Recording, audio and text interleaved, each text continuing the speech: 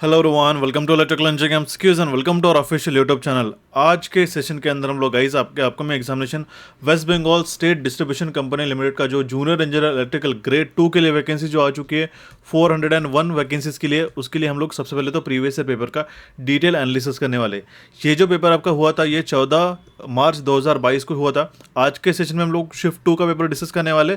जितने भी technical electrical engineering से क्वेश्चन पूछे गए थे उसको हम लोग डिटेल में सॉल्यूशन बाय सॉल्यूशन हम लोग एनालिसिस करेंगे, देखेंगे कौन से सब टॉपिक से आपको क्वेश्चंस पूछे जाने वाले एंड कौन से अभी आपको 2025 और 26 में जो होने वाले एग्जामिनेशन है उसमें आपको टॉपिक्स को प्रिपेयर करने रहेंगे। ठीक है, अब देखिए, अगर आप चैनल पे फर्स्ट टाइम विजिट करें तो आज ही चैनल को सब्सक्राइब करके बेल नोटिफिकेशन पे क्लिक करके ऑल पे आपको क्लिक करना होगा, सो दैट आपको अक्रॉस स्टेट और अक्रॉस इंडिया जितने भी इलेक्ट्रिकल इंजीनियरिंग से जुड़े हुए कॉम्पिटेटिव एग्जामिनेशन होती है उसके PYQs and updated data as well as recruitment notices और उसके सेशंस आपको देखने को मिल सके। ठीक है, अब एक चीज मेंशन करना चाहता हूँ गाइस, ये शिफ्ट 1 का पेपर था, हमने ऑलरेडी प्रीवियसली आपको कंडक्ट करा दिया। ये अगर आपने नहीं देखा होगा तो उसको भी जाके देख लीजिएगा, यूट्यूब पे अवेलेबल है एंड अगर इसकी लिंक चाहिए होगी तो मैं आपको डिस्क्रिप्शन बॉक्स में दे देता हूँ। जितने भी बच्चे डेडिकेटेड है गाइस, जो जिनको लगता है कि वेस्ट बंगाल WBSC-DCL के लिए जो जेई का वैकेंसीज आ चुका है उसमें आपकी एक पोस्ट होनी चाहिए, तो आपको ये सेशन देखना काफ़ी मैंडेटरी है, मस्ट है, जिसके अंदर हमने सिलेबस देखा है। ये सिलेबस ऐसा नहीं गाइस कि हमने एक रैंडम आपको सिलेबस बता दिया है, जो पीवाईक्यू को एनालिसिस करके आपको टॉपिक्स पूछे गए थे प्रीवियसली, यही हमने इसके अंदर डिस्कस किया। अगर इसके बाद में फर्दर कोई सिलेबस अपडेटेड आता है West Bengal state electricity department की तरफ से तो वो भी आपको नोटिफाई कर दिया जाएगा। इसी के साथ हमने इंपॉर्टेंट टॉपिक्स हो गया, कुछ पीवाईक्यूज के साथ जो ट्रेंड होता है वो भी हमने डिस्कस किया, एग्जाम पैटर्न क्या होता है एज वेल एज एलिजिबिलिटी से लेके सभी चीज़ों का रोड मैप जो है, पूरा सिलेक्शन का रोड मैप जो है हमने इस सेशन में डिस्कस किया है, तो ये जाके जरूर देख लीजिएगा। ठीक है, मोर ओवर अगर आप फर्स्ट टाइम चैनल पर विजिट कर रहे हो तो चैनल के दोनों एप्लीकेशन कैपिट्यूट्स जो नॉन टेक्निकल का है आपको नॉन टेक्निकल के सेक्शन में आपको पीवाईक्यूज भी मिल जाएंगे कैपिट्यूट्स के एप्लीकेशन पे। ठीक है, साथ साथ स्टडी मटेरियल में आप अदर नॉन टेक्निकल के टॉपिक्स भी प्रिपेयर कर सकते हो और इलेक्ट्रिकल इंजीनियरिंग एमसीक्यूज के एप्लीकेशन को डाउनलोड करके भी आप पीवाईक्यू के इस फोल्डर को एक्सेस कर सकते हो, जिसमें आपको पीवाईक्यूज WCSC DCL TCL के सभी के पीवाईक्यूज स्टेट और सेंट्रल लेवल के आपको यहाँ पे मिल जाएंगे। अगर आपको एडिशनल कोई पेपर इसमें ऐड करवाना होगा तो आप इस नंबर पर व्हाट्सएप कीजिएगा, ये पेपर भी इसमें फ्री ऑफ कॉस्ट पीवाईक्यू के फोल्डर में ऐड ऑन करा दिया जाएगा। मोर ओवर कंप्यूटर अवेयरनेस यहाँ इसके अंदर पूछा जाता है कि MS ऑफिस, उसके लिए रिकमेंडेड है कि आपको इस सेशन जाके देखना होगा, कैपिट्यूड्स पे अवेलेबल है, फ्री ऑफ कॉस्ट पूरी मैराथन है गाइस, महा रिवीजन सभी आपका कंप्यूटर अवेयरनेस अश्योर करते गए 10 on 10 आप लेने की पूरी कोशिश कर सकते हो इस टॉपिक को, इस सेशन को देखने के बाद। ठीक है, तो जितने भी टॉपिक, जितने भी बच्चों को दिक्कत जा रही है कंप्यूटर को पढ़ने के लिए, क्योंकि MS ऑफिस से 10 क्वेश्चन होते हैं, एक क्वेश्चन आपको सिलेक्टिवली आपको प्रिपेयर करना रहता है। अगर उसमें दिक्कत जा रही होगी तो इस नंबर पर व्हाट्सएप करके आप हमसे गाइडेंस जरूर ले सकते हो। ठीक है, मोर ओवर अगर आपको फ्री में प्रैक्टिस क्विज़ेस चाहिए तो आपको नॉन टेक्निकल के लिए कैपिट्यूड्स के एप्लीकेशन को डाउनलोड करके इस फ्री क्विज के सेक्शन में जाके अटेम्प्ट करना होगा और इलेक्ट्रिकल इंजीनियरिंग एमसीक्यूज के एप्लीकेशन को डाउनलोड करके फ्री क्विज के सेक्शन में फ्री क्विजेस आप अटेम्प्ट कर सकते हो। ठीक है, अभी हम लोग बिना किसी तरीके हमारे सेशन को शुरू करते हैं with our very first question. आज के सेशन के अंदर हम लोग 60 क्वेश्चन को डिटेल में डिस्कस करने वाले हैं, जो 1 by 1 आपको एग्जामिनेशन के लिए जो ट्रेंड रह चुका है प्रीवियसली वो एनालिसिस करने के लिए मदद करेगा। ठीक है, देखिए सबसे पहला क्वेश्चन है हमारे पास में, how many thyristors are there in a 3-phase full wave rectifier. ठीक है, 3-phase फुल वेव कंट्रोलर के अंदर या फिर कन्वर्टर के अंदर कितने थायरिस्टर्स की रिक्वायरमेंट रहती है। थायरिस्टर क्या होता है, एक मॉडिफाइड वर्जन है हमारे डायोड का, हम लोग ऐसा कह सकते हैं। ठीक है, डायोड का सिंबल किस तरीके से रहता है, ये होता है हमारा डायोड। ठीक है, ये होता है हमारा एनोड और ये होता है हमारा कैथोड। इसमें जो होता है इसका कंडक्शन जो है, इसकी कैरेक्टरिस्टिक कुछ इस तरीके से देखने को मिलती है। एक फॉरवर्ड बायस वोल्टेज के बाद, एक फॉरवर्ड ब्रेक और वोल्टेज के बाद जो अगर हम लोग उसमें पोटेंशियल देते हैं तो ये कंडक्ट होना शुरू हो जाता है और ऐसा ही कंडक्टिंग डिवाइस करके वर्क करता है। ठीक है, शॉर्ट सर्किटेड डिवाइस करके वर्क करता है। अब थायरिस्टर क्या आता है, ये हमारा पावर इलेक्ट्रॉनिक्स डिवाइस है। इसमें क्या होता है, थायरिस्टर और हम लोग डायोड की बात करें तो यहाँ पे एक नया प्रेजेंस आ जाता है गेट का। गेट में क्या होता है कि यहाँ पे हमारे पास में कितने फायरिंग एंगल पे इसको शुरू किया जाए या नहीं किया जाए, ये हमारे पास में डिसाइड करता है alpha, angle of firing angle. ये अल्फा डिसाइड करते हैं हमारा कि कब इसको कंडक्ट कराया जाए करके। ठीक है, तो आपको जो है फायरिंग एंगल जो है, ये फायरिंग एंगल की फैसिलिटी ये थायरिस्टर के अंदर होती है। उसी तरीके से हम लोग कंट्रोल रेक्टिफिकेशन की जब बात करते हैं तो वहाँ पे भी सेमी कंट्रोल या फिर फुल्ली कंट्रोल आता है। तो सेमी कंट्रोल की बात करते हैं तो वहाँ पे डायोड और थायरिस्टर का कॉम्बिनेशन यूज होता है। एंड अगर हम लोग 3-phase फुल्ली कंट्रोल की बात करते हैं या फिर 3-phase फुल्ली कंट्रोल कन्वर्टर की अगर हम लोग जब बात करते हैं तो वहाँ पे पूरे 6 थायरिस्टर का इसमें इस्तेमाल किया जाता है। ऑप्शन बी इसका करेक्ट आंसर आता है। ठीक है, तो आपको कुछ कॉम्बिनेशन जो है यहाँ पे इस तरीके से कॉन्फ़िगरेशन आपको देखने को मिल सकता है। ये आपको सेम लेग देखने को मिलती है 3 phases के लिए। अगर सेमी कंट्रोल्ड है गाइस तो समझिएगा वहाँ पे आपको एक डायोड और एक आपको थायरिस्टर का कॉम्बिनेशन देखने को मिलता है, ठीक है। ये आपको प्रीवियसली क्वेश्चन पूछा गया था 2022 में इस तरीके से। ये फर्स्ट फेज हो गया, सेकंड फेज और ये हमारा थर्ड फेज हो गया, ठीक है। यहाँ पे हम लोग उसको लोड कनेक्ट करते हैं, क्लियर है। तो ऑप्शन बी इसका करेक्ट आंसर आता है। इस तरीके से कॉन्सेप्चुअल क्वेश्चन आपको प्रीवियसली भी पूछे गए थे। दैट मीन्स आपको इस बार भी कंट्रोलर या फिर 3 फेज कन्वर्टर और रेक्टिफायर के बारे में अच्छी तरीके से पढ़ के जाना होगा। ऑप्शन ए इसका करेक्ट आंसर है। चलिए बढ़ते हुए हमारे नेक्स्ट क्वेश्चन की ओर। क्वेश्चन है हमारे पास में, which of the following is not true for the shell type of transformer. Shell type of transformer से जुड़ा हुआ इनमें से कौन सा स्टेटमेंट जो है करेक्ट नहीं है बताया गया। तो कोर हैज़ अ 3 लिम्ब, ठीक है। लिम्ब और योक ये आपको पता होना चाहिए, ठीक है। कोर टाइप ऑफ ट्रांसफार्मर की जब भी हम लोग बात करते हैं देखिएगा, ओके ये होता है हमारा कोर टाइप ऑफ ट्रांसफार्मर, ठीक है। सॉरी, ये हमारा शेल टाइप ऑफ ट्रांसफार्मर है और ये हो गया हमारे पास में कोर टाइप ऑफ ट्रांसफार्मर, ठीक है। ओके, यहाँ पे सेंट्रल ये रहते हैं, ये हो गया हमारा कोर और ये हो गया हमारे पास में शेल। देखिए मैं आपको ये जो PYQs पढ़ाता हूँ ये क्विकली आपको मैं कवर कराने की कोशिश करता हूँ, क्योंकि इसके बाद के जो सेशन रहते हैं हम लोग डिटेल में 1 बाय 1 जाते हैं। PYQs को अगर हम लोग और डेप्थ में जाएंगे तो आपको जो बेसिक टॉपिक्स है उसमें कभी कभार हमारे मिस आउट हो जाते हैं। लेकिन एक समझने की कोशिश कीजिएगा, जब भी हम लोग PYQ को एनालाइज करते हैं तो हमें टॉपिक और उसके डेप्थ कितनी होती है ये समझने की कोशिश करनी होगी, ठीक है। कितना लेवल तक क्वेश्चन गए थे, अगर ये आप समझ जाते हो तो काफ़ी इजीली आप चीज़ें क्लियर अप कर सकते हो, ठीक है। तो यहाँ पे शेल टाइप ऑफ ट्रांसफार्मर से जुड़ा हुआ कौन सा स्टेटमेंट करेक्ट नहीं है बताया गया, नॉट ट्रू बताया गया। It has the core has a 3 limbs, ठीक है, 3 लिम्स है इसके अंदर, ये स्टेटमेंट करेक्ट हो गया, ठीक है। Both HV and LV windings are placed at a central limb, ठीक है। इसी सेंट्रल लिम्ब पे हाई वोल्टेज और लो वोल्टेज वाइंडिंग प्लेस की जाती है, ये भी स्टेटमेंट करेक्ट है। नेक्स्ट हमारे पास में the coil used are of cylindrical type, ठीक है। सिलेंड्रिकल टाइप के वाइंडिंग यहाँ पे नहीं यूज होती, ध्यान दीजिएगा। सैंडविच टाइप की वाइंडिंग यहाँ पे शेल टाइप ऑफ ट्रांसफार्मर में यूज होती है, यहाँ पे इसलिए करेक्ट स्टेटमेंट इनकरेक्ट स्टेटमेंट हो जाएगा हमारा ऑप्शन सी। देन हमारे पास में magnetic circuit is divided into 2 और मोर पार्ट्स, करेक्ट है, वो भी करेक्ट हो गया। एक हमारा एक सेक्शन यहाँ पे यहाँ क्या हो गया और एक दूसरा हमारा सेक्शन दूसरे साइड का हो जाता है, ठीक है। ऑप्शन सी इसका करेक्ट आंसर आता है। काफी सिंपल सा क्वेश्चन पूछा गया था। ये सारे क्वेश्चन जो गाइस 2022 2023 के प्रीवियसली क्वेश्चन पूछे जाते, काफी कॉमन से क्वेश्चन थे। अभी क्या हो रहा है, इन्हीं कॉन्सेप्ट के ऊपर देखिए, कॉन्सेप्ट कभी भी चेंज नहीं होगी, मेरी बात समझिएगा, कॉन्सेप्ट आपके सेम ही रहेंगे, लेकिन क्वेश्चन पूछे जाने का जो तरीका होता है, जो पैटर्न है वो हमारा चेंज हो जाता है, ठीक है। ऑप्शन सी इसका करेक्ट आंसर था। बढ़ते हुए हमारे नेक्स्ट क्वेश्चन की ओर हम लोग ट्राई करेंगे कि क्विकली सारे क्वेश्चन का डिटेल एनालिसिस हो सके, सो दैट आप इसको अच्छी तरीके से समझ सको। क्वेश्चन है हमारे पास, which stepper motor has the characteristics of excellent angular resolution at and a low torque, ठीक है। लो टॉर्क ये किसकी कैरेक्टरिस्टिक्स होती है, और excellent angular resolution. Angular resolution की बात हम लोग करते हैं तो अगर हमें स्टेप बाय स्टेप अगर रोटर को रोटेट करना होगा, ठीक है, शाफ्ट को अगर रोटेट करना होगा, तो उस केस में हम लोग वेरिएबल रिलक्टेंस स्टेपर मोटर का इस्तेमाल करते हैं। स्टेपर मोटर का एक और मैं बात करना चाहता हूँ गाइस, इसमें फॉर्मूला भी पूछा जाता है, ठीक है। नंबर ऑफ टीथ कितने होते हैं या फिर कितना एंगुलर डिस्प्लेसमेंट होता है, वहाँ से एक न्यूमेरिकल आता है। अभी लिख के रखिएगा, स्टेपर मोटर का एक छोटा सा न्यूमेरिकल जो बनता है हमारा, ठीक है, तो कितने एंगल पे वो वर्क करेगा या फिर कितना इनपुट देना चाहिए, तो उस पर एक न्यूमेरिकल बनेगा। मैं आपको आने वाले सेशन में जरूर वो कंसिडर करूंगा वो न्यूमेरिकल, तो अभी लिख के रखिएगा। स्टेपर मोटर को आपको अच्छी तरीके से पढ़ना रहेगा, ठीक है। ऑप्शन सी इसका करेक्ट आंसर रहता है। वेरिएबल रिलक्टेंस स्टेपर मोटर जो है इसके अंदर एंगुलर रेजोल्यूशन काफी अच्छा रहता है और लो टॉर्क उसकी प्रॉपर्टी होती है, ओके। ऑप्शन सी इसका करेक्ट आंसर आता है। हमने एक चार्ट आपके लिए प्रेजेंट किया था गाइस प्रीवियसली, जिसके अंदर मोटर के एप्लीकेशन जो होते हैं, अलग अलग मोटर के एप्लीकेशन एज वेल एज उसकी कैरेक्टरिस्टिक, दैट मीन्स उसकी टॉर्क स्पीड कौन सी होती है, किस तरीके से हम लोग उसको कंट्रोल कर सकते हैं, ये भी हमने आपको दिया था। अगर आपको चाहिए तो मुझे ज़रूर मांगिएगा, मैंने आपको नेक्स्ट सेशन में प्रोवाइड करा दूंगा, ठीक है। ऑप्शन सी इसका करेक्ट आंसर आता है। नेक्स्ट क्वेश्चन है हमारे पास में, which layer of HV cable is intended to protect the cable from moisture, gases or other damaging liquid like acids or alkalis in the soil and atmosphere, ठीक है। अब देखिए क्वेश्चन में पूछा गया कि कौन सा लेयर जो रहता है हाई वोल्टेज केबल का, वो इसीलिए लगाया जाता है कि जो मॉइस्चर होता है, ठीक है, गैस हो गया या फिर कोई डैमेजिंग लिक्विड हो गया, जैसे एसिड हो गया, अल्कलीज हो गया, अल्कलाइन लिक्विड हो गया, मट्टी के अंदर जो रहता है या फिर एटमॉस्फेयर में जो रहता है, उससे हाई वोल्टेज केबल को प्रोटेक्ट किया जा सके, ठीक है। तो ये जो टर्म है, ये बात ध्यान में रखिएगा, मॉइस्चर, ये कुछ टर्मिनोलॉजीज जो होती है, मॉइस्चर हो गया, लिक्विड्स के कारण जो प्रोटेक्शन होता है वो होता है हमारा मेटालिक शीथ के कारण। ऑप्शन है इसका करेक्ट आंसर आता है, ठीक है। अब देखिए कंडक्टर से लेके हमारे पास में जो शीथ होती है, देन हमारे पास बीडिंग होते हैं, ठीक है, देन आर्मरिंग रहती है, देन सर्विंग रहते हैं। ये उसका सीक्वेंस आपको अगर आपको पता चल गया तो आप काफ़ी आसानी से सारे क्वेश्चन को आप सॉल्व कर सकते हो, ठीक है, क्लियर है। ऑप्शन है इसका करेक्ट आंसर आता है। इसी के साथ मैं एक और टॉपिक आपको मेंशन करूंगा, अंडरग्राउंड केबल, ये आपका एक इंपॉर्टेंट टॉपिक हो जाएगा आपके आने वाले 2026 के एग्जामिनेशन के लिए, ठीक है। ऑप्शन ए इसका करेक्ट आंसर आता है। नेक्स्ट क्वेश्चन हमें पूछा गया था, which of the following statement is true for the synchronous motor. Synchronous motor से जुड़े हुए 4 स्टेटमेंट है, इनमें से कौन सा करेक्ट है या नहीं कहे, ये हमें पूछा गया। तो मैं डायरेक्टली आंसर बता देता हूँ। ट्रू करेक्ट स्टेटमेंट कौन सा हो जाएगा, वो है हमारा option D, it requires a DC excitation at a rotor, ठीक है।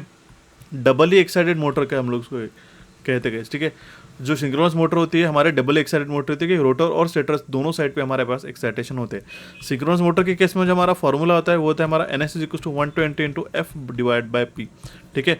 वो सिंक्रोनस मोटर जब हम लोग उसको रोटर साइड में एक्साइटेशन देते हैं डीसी एक्साइटेशन प्लस और माइनस, ठीक है, तो उस केस में हम लोग जो रोटेटिंग स्पीड रहती है उसको हम लोग ट्राई करते हैं कि वो सिंक्रोनस स्पीड पे जहाँ पे शाफ्ट घूम रहा है, ठीक है, जिस स्पीड से शाफ्ट घूम रहा है उसको हम लोग अचीव करते हैं सिंक्रोनस स्पीड पे रोटेट होने के लिए, उसी के लिए डीसी एक्सेलरेशन की वहाँ पे रिक्वायरमेंट रहती है, और तभी जाके हमारा सिंक्रोनस मोटर जो है सिंक्रोनस स्पीड पे रन हो पाता है। इसलिए इसका करेक्ट आंसर आता है हमारा ऑप्शन डी। नेक्स्ट क्वेश्चन हमें पूछा गया था that the what is the term use for the maximum displacement.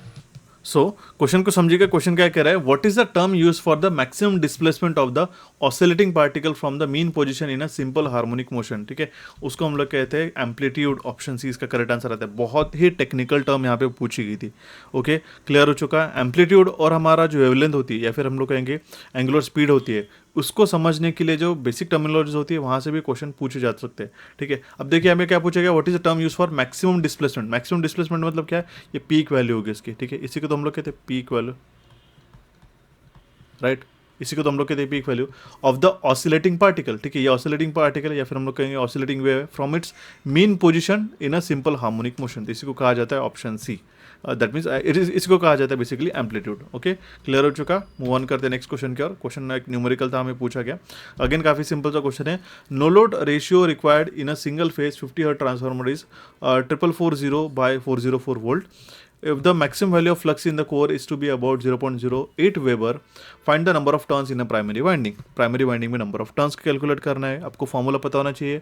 E1 is equal to क्या होता है 4.44 into F, that means frequency, into N1 into 5m। ये 5m के क्या वैल्यू क्या आता है, मैक्सिमम वैल्यू जो होता है, ठीक है। इसमें हमारे पास में क्या वैल्यू पूछी गई, number of turns in a primary winding, that means हमें N1 का वैल्यू निकालना होगा। तो हम लोग सीधा सीधा क्या करेंगे, N1 will be equals to E1 की जगह वैल्यू कितना आना चाहिए हमारा, ये होता है हमारा प्राइमरी वोल्टेज, ठीक है, प्राइमरी EMF जो कि हमारा 4440 वोल्ट्स डिवाइडेड बाय फ्रीक्वेंसी कितना है, फ्रीक्वेंसी है हमारा 50 हर्ट्ज, ठीक है, सॉरी यहाँ पे हम लोग यहाँ पे 4.44 से भी डिवाइड करेंगे, 4.44 into 50 hertz into 5m which is given as 0.08। इसका कम्प्लीटली आंसर अगर आप निकाल लेते हो, ठीक है, तो इसका वैल्यू निकल के 250, N1 will be equals to 250, option C इसका करेक्ट आंसर आता है। इसको सिंपल सी सिंप्लीफिकेशन पे ही इसका आंसर निकल के आ जाता है, ठीक है, क्लियर हो चुका। बढ़ते हुए हमारे नेक्स्ट क्वेश्चन की ओर। तो question is which of the following is a conventional source of energy. तो उसमें सिंपल सी बात है, वो हमारा नेचुरल गैस एक कन्वेंशनल सोर्स ऑफ एनर्जी के अंदर आता है। कन्वेंशनल और non conventional source of energy जो है आपको डिफरेंस पता होना चाहिए। बहुत बार इसमें बच्चे को कन्फ्यूजन होता है कि कन्वेंशनल मतलब रिन्यूएबल या non renewable. Conventional source of energy जो होती है वो हमारी नॉन रिन्यूएबल होती है, ठीक है, it is a non renewable source of energy, clear है। ऑप्शन ए इसका करेक्ट आंसर आता है। बाकी सारे ऑप्शन जो है non conventional source of energy के, दैट मीन्स वो रिन्यूएबल के, okay. The next question is which of the following characteristic is not desirable for the ideal operational amplifier. Again देखिए एनालॉग इलेक्ट्रॉनिक्स से क्वेश्चन पूछे गए, ठीक है, एनालॉग इलेक्ट्रॉनिक्स से क्या पूछा गया, आइडियल ऑपरेशनल एम्पलीफायर के कैरेक्टरिस्टिक्स कौन सी नहीं है, ठीक है। जीरो स्लीव रेट, ये क्वेश्चन मैंने उस टाइम पे ही किया था कि 2022 के जब सेशन हमने कवर कराए थे WBDC TCL के लिए, उस टाइम पे भी मैंने क्वेश्चन करा था, same as it is question बना था, ठीक है। जो कैरेक्टरिस्टिक्स होती है आइडियल ऑपरेशन एम्पलीफायर की कि वो होता है हमारा इनपुट इन्फाइनाइट इनपुट रेजिस्टेंस, ठीक है, infinite voltage gain, output resistance zero होना चाहिए, जीरो ऑफसेट वोल्टेज होना चाहिए, एंड इन्फाइनाइट CMRR, ये भी कैरेक्टरिस्टिक्स बहुत बार पूछी जाती है गाइस, ठीक है। तो जो ऑपरेशन एम्पलीफायर की जो कैरेक्टरिस्टिक्स आइडियल नहीं है, which is not a desirable यहाँ पे बताया गया, वो है हमारा zero slew rate, okay, clear हो चुका। उसका स्लीव रेट जो होना चाहिए वो इनफाइनाइट होना चाहिए, वो हमारी आइडियल कैरेक्टरिस्टिक्स होती है, लेकिन यहाँ पे नॉट बताया गया, तो इसलिए इसका करेक्ट आंसर आ जाएगा हमारा ऑप्शन बी, क्लियर हो चुका। एंड अगर आपको सेशन समझ में आ रहा गाइस तो इस सेशन को जरूर लाइक करके हमारे चैनल को सब्सक्राइब कीजिएगा। हम लोग बाकी के भी सेट्स जो आपके बाकी की भी जो शिफ्ट हुई थी उसको भी हम लोग जल्दी से कवर करा देंगे। तो question is which are the following is a appropriate use of repulsion motor as a drive, ठीक है। रिपल्शन मोटर को एज अ मशीन करके यूज़ किया जाता है। एज अ ड्राइव की मतलब क्या होता है, एज अ मशीन करके हम लोग यूज़ करते हैं। तो उसका यूज़ कहाँ पे किया जा सकता है, ठीक है, तो ये हम लोग कॉइल वाइंडिंग मशीन्स के अंदर इसका इस्तेमाल कर सकते हैं। ठीक है, क्लियर हो चुका। अब ये क्यों हम लोग कहते हैं, ठीक है, क्यों हम लोग उसको डिफाइन कर सकते हैं, क्योंकि अगर हमारे पास में डिफरेंट डिफरेंट टॉर्क और डिफरेंट डिफरेंट स्पीड की अगर हमारे पास मशीन है तो अप्रोप्रिएट यूज़ उसकी मशीन की कैपेबिलिटी पर डिफाइन किया जाता है। क्लियर है। तो रिपल्शन मोटर की बात की जा रही है तो यहाँ पे वो कॉइल वाइंडिंग मशीन में उसका सुटेबल एप्लीकेशन पाया जा सकता है। ओके, ऑप्शन बी इसका करेक्ट आंसर आता है। नेक्स्ट क्वेश्चन की ओर मूव ऑन करने से पहले बताना चाहता हूँ अगर आप टारगेटेड हो कि सर हमें नॉन टेक्निकल और टेक्निकल अच्छी तरीके से प्रिपेयर करना है इस बार, और एक West Bengal state electricity development corporation में या फिर डेवलपमेंट कंपनी लिमिटेड में जो एक जॉब है आ चुकी है कि सर हमारे पास जेई के लिए हमारी जो वैकेंसी आ चुकी है इसमें 401 में से पोस्ट एक आपकी होनी चाहिए, तो आप ज़रूर इस कोर्सेज को एनरोल कर सकते हो, जिसके अंदर आपका नॉन टेक्निकल में English, quantitative aptitude and computer proficiency पूरी कवर करा दी गई है। ये हमारे कैपिट्यूड्स के एप्लीकेशन पे अवेलेबल है इस कोर्स। ठीक है, एंड दूसरा जो कोर्स है हमारा ये इलेक्ट्रिकल इंजीनियरिंग के लिए, जूनियर इंजीनियर इलेक्ट्रिकल के लिए complete technical video, brief theory, question और एमसीक्यू सेट्स के साथ as well as practice sets भी इसके अंदर हम लोग ऐड ऑन करने वाले हैं इन टर्म्स ऑफ एमसीक्यूज। ठीक है, तो वो भी आपके as per the syllabus add on कर दिए जाएंगे इसके अंदर गाइस। ठीक है, तो वो ये दोनों कोर्सेज को आप एनरोल कर सके करके आपकी WBDCL के लिए जो एग्जामिनेशन है जेई के लिए उसके लिए आप अच्छी तरीके से तैयारी कर सकते हो। कोई भी एडिशनल हेल्प गाइडेंस रिक्वायर्ड होगा आपको तो इस नंबर पे ज़रूर व्हाट्सएप करके गाइडेंस इसमें से ले सकते हो गाइस। ठीक है, दोनों एप्लीकेशन की लिंक जो है आपको डिस्क्रिप्शन बॉक्स में मिल जाएंगी। अभी ये लॉन्चिंग ऑफर पे कोर्सेज हमने आपको दे के रखे हैं। ठीक है, कुछ दिनों के बाद इसमें प्राइस हाइक हो सकता है, उसके पहले ही आप इसको एनरोल करके पढ़ाई करना शुरू कर दो। ठीक है, काफ़ी अच्छी number of vacancy guys, 401 is not a small number. ठीक है, इसमें से आप एक वैकेंसी ज़रूर ले सकते हो अगर आप टेक, ठीक है, प्लस नॉन टेक दोनों की आप अच्छी तरीके से तैयारी करोगे तो, जिसके अंदर इंग्लिश, एप्टीट्यूड और कंप्यूटर पहले पूरा प्रिपेयर कर लो। एंड मोर ओवर अगर आपने टेक्निकल का अभी तक शुरू नहीं किया होगा तो टेक्निकल का भी शुरू करके पढ़ाई करना शुरू कर दो। ठीक है, अब हम लोग कंटिन्यू करते हैं हमारे नेक्स्ट क्वेश्चन की ओर। The question is a stepper motor has a, देखिए अभी क्वेश्चन हमने डिस्कस किया हालांकि, ठीक है, ये क्वेश्चन ही पूछा गया, यही टाइप ऑफ क्वेश्चन हम लोग कह रहे थे। A stepper motor has a step angle of 2.5 determine the resolution. हमें यहाँ रिजोल्यूशन की बात की जा रही है। ठीक है, तो रिजोल्यूशन क्या होता है? Resolution is given as a 360 degree divided by step angle। ठीक है, स्टेप एंगल 2.5 है तो 360 डिवाइड बाय 2.5 कर दो। ठीक है, इसका आंसर कितना आ जाएगा? 144 स्टेप्स पर revolution. Option A will be the correct answer in this case. इस साल भी ये पूछे जाने के चांसेस है, इसको इंपॉर्टेंट मार्क करके रखते हो, जरूर इसको सॉल्व कीजिएगा। ठीक है, ऐसे टाइप के क्वेश्चंस को कंटिन्यू करते हैं हमारे नेक्स्ट क्वेश्चन की। और क्वेश्चन में पूछा गया है, ओके, तो सीधा सीधा पूछा गया यहाँ पे जो सिंबल दिया गया गाइस, ठीक है, तो ये कौन सा है, ये कौन सा डायोड है? ये होता है हमारा tunnel diode. Option B will be the correct answer in this case. कितना सिंपल सा क्वेश्चन पूछा गया था, आप इससे देख सकते हो गाइस, लेकिन यहाँ पे भी बहुत एग्जामिनेशन के प्रेशर में कन्फ्यूजन होता है। ठीक है, अब ये मैं आपको बता देता हूँ, ये ऐसा डायोड होता है। ठीक है, ये होता है हमारा वैरेक्टर डायोड। ओके, क्लियर है। इसी के साथ हमारे पास में PN junction diode, shortcut diode और डिफरेंट डिफरेंट डायोड्स के अगर आपको सिंबल चाहिए तो हमने टेलीग्राम चैनल पे ऑलरेडी अपलोड करके रखा है। ये हमारा इंस्टाग्राम पेज का जो है पोस्ट आपको बता रहेगा। इसमें हमारे पास में डिफरेंट डिफरेंट डायोड्स के जो सिम्बॉल्स है, इसके नोटेशंस है, यहाँ पे हमने क्रिएट करके रखे, इसको जरूर सेव करके रख लीजिएगा। या फिर ये इमेज है, इसको आपको डाउनलोड करके रखना होगा तो इसके लिए टेलीग्राम चैनल को फॉलो करके इसको आप ये कर सकते हो। और ऐसे इंटरेस्टिंग पोस्ट के लिए आप इंस्टाग्राम पेजेस को फॉलो कीजिएगा। दोनों एप्लीकेशन के, दोनों चैनल के पेजेस का आपको मैंने दे दिया, लिंक आपको मैं डिस्क्रिप्शन बॉक्स में दे देता हूँ, उसको जाके फॉलो कर सकते हो। ठीक है, फिलहाल इस क्वेश्चन का करेक्ट आंसर है हमारा option B. Let's move on to the next question which is question number 13। How much voltage is applied to the insulator during the puncture voltage test of the insulator. अब देखिए यहाँ पे testing and maintenance का भी question पूछा गया था।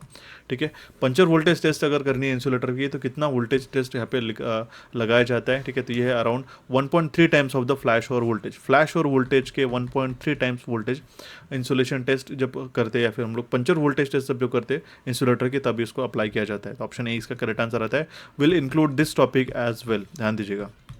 Okay, let's continue to the next question. Again simple सा क्वेश्चन था, ये हमें अल्फा और बीटा का कॉमन इमिटर ट्रांजिस्टर के लिए रिलेशन पूछा गया गाइस। ठीक है, अल्फा जो होता है कॉमन इमिटर करंट, बेसिकली जो बीटा जो होता है हमारा कॉमन इमिटर करंट गेन जो होता है। ठीक है, तो वो होता है हमारा ratio of IC upon IP।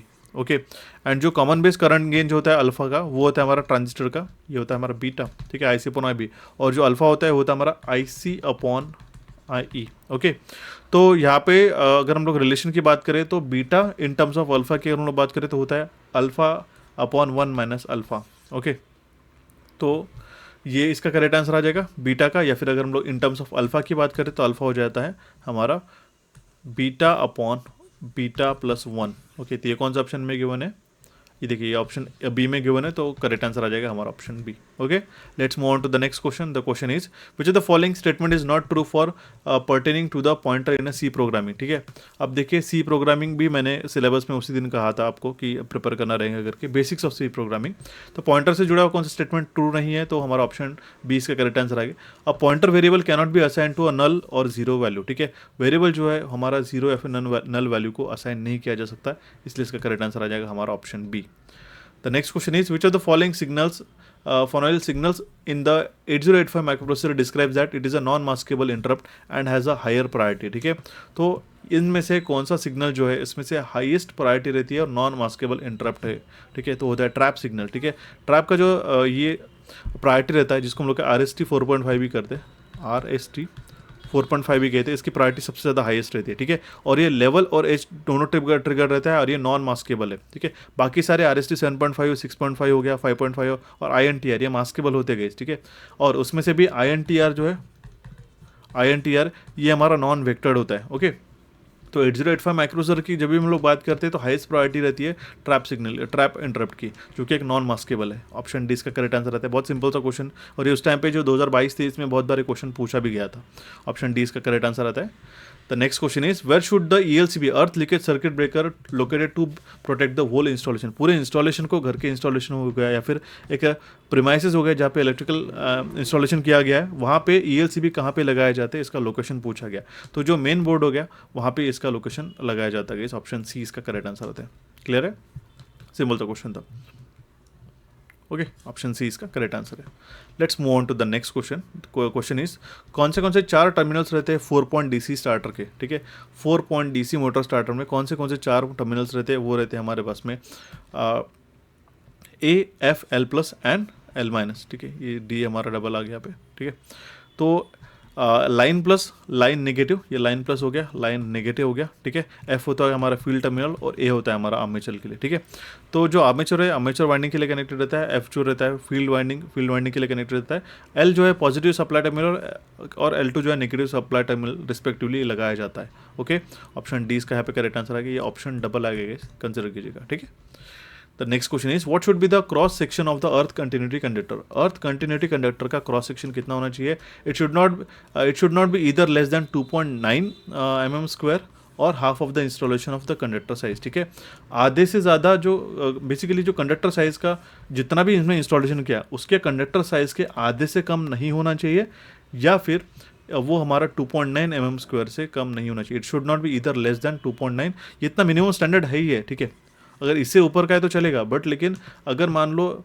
Installation conductor की साइज़ जो है और उसका अगर हम लोग हाफ करते थे, इससे अगर कम हो रहा है तो ये नहीं चलेगा, आपको मिनिमम 2.9 रखना पड़ेगा। ये स्टेटमेंट का मीनिंग है। ओके, ऑप्शन सी इसका करेक्ट आंसर आ जाता है। ये अर्थिंग सा क्वेश्चन पूछा गया था, मैंने उसी दिन कहा था कि अर्थिंग से क्वेश्चन डेफिनेटली आपको पूछे जाएंगे करके। क्लियर है गाइस?